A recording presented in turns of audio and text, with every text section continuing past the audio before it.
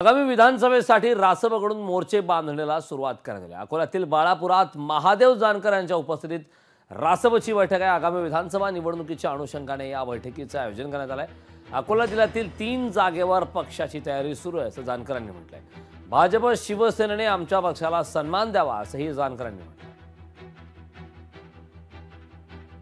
नाही की बाबा त्यांच्या त्या भाजप शिवसेना आणि राष्ट्रवादी थोडे आमच्यापेक्षा मोठे पक्ष आहेत।